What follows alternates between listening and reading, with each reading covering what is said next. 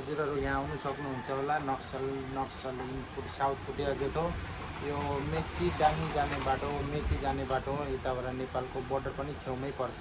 हजुरहरू मेरो सपमा आउनुहुन्छ भने यहाँ यही लोकेसन हो, यो नक्सलबारी कुटिया जोत मेची बस्ती भनेर आउनु। मेरो दोकान यहीँ हुन्छ, मेची बस्तीमा छ। हजुरहरू आउनु सक्नुहुन्छ भने यहाँसम्म आउनु। यो चाहिँ मेरो यो दोकानको लोकेसन हो। हजुरहरू टाढोबाट आउनुहुन्छ भने तपाईँलाई 3 ग्रुपमा आउनुहुन्छ भने 4 जना 5 जना 1 प्लेट मोमो, जे कुनै 1 प्लेट चिकन पकोडा मोमो खानुहुन्छ भने म फ्री दिन्छु तपाईँलाई, मेरो तर्फबाट म दिन्छु। टाढोबाट आउनुहुन्छ भने केही यही सुविधा हो। म त अब सानो दोकान छ, त्यति साह्रो हामी पनि गर्नु पनि सक्दैनौँ। सानो दोकान हो। तपाईँहरूलाई यताबाट यो राई फास्ट फुडबाट तपाईँहरूलाई 1 प्लेट चाउमिन या 1 प्लेट मोमो पकोडा खानु सक्नुहुन्छ। जे पनि एउटा तपाईँको इच्छा अनुसार चोइस गरेर खानु सक्नुहुन्छ होला। हजुरहरू आउनुहोस्।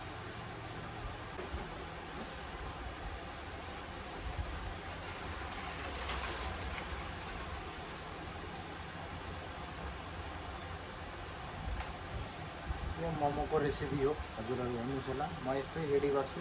के भयो भने तपाईँहरू कमेन्ट गर्नु, लाइक गर्नु। हामी चाहिँ यसरी बनाउँछौँ मोमो चाहिँ हामी यसरी नै बनाउँदो रहेछौँ अहिलेसम्म। हजुरहरू कसरी बनाउनुहुन्छ मलाई कमेन्ट गर्नुहोस्। अनि म नेक्स्ट भिडियोमै तपाईँहरूलाई भन्छु के हुँदो रहेछ। यस्तो मोमोमा यस्तो कस्तो मोमो तपाईँहरू बनाउनुहुन्छ।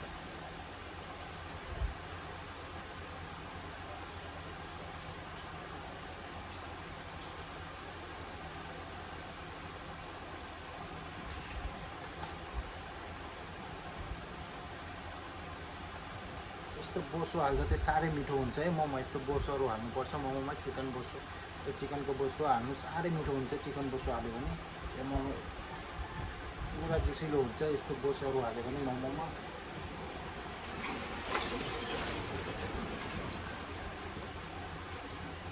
अदुवा लसुनको पेस्ट अलिकति, यो चिकन मसला,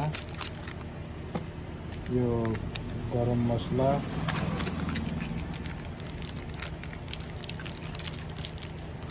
सानो दोकान हुँदाखेरि पनि हामी मसला चाहिँ राम्रो युज गर्नुपर्छ।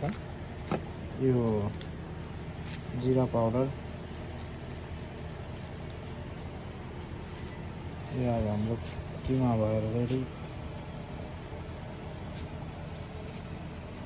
यसलाई चाहिँ अब हातले चलाउने हो, यस्तोले गरेर चलाउने, आरामले चलाउनु पर्छ।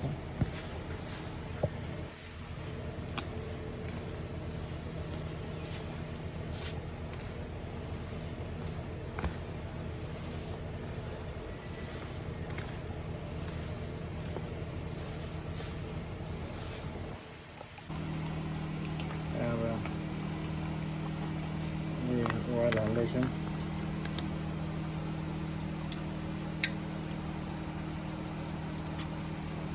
मोमोमा हाल्ने ओइल हाल्छु।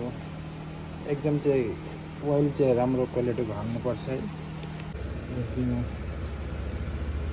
त्यस्तो चिपे हाल्ने। फेरि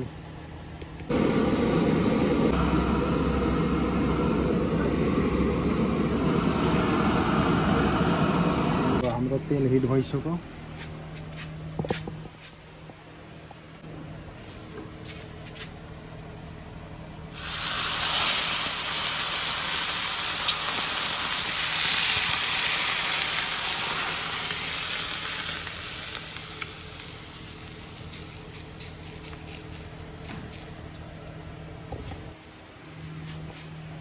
यो दुईटा चाहिँ अब मिल्छ है, माया गरे जस्तै मिल्छ यो दुईटा, किमा र मैदा टालेर बस्छ एकसँगै है।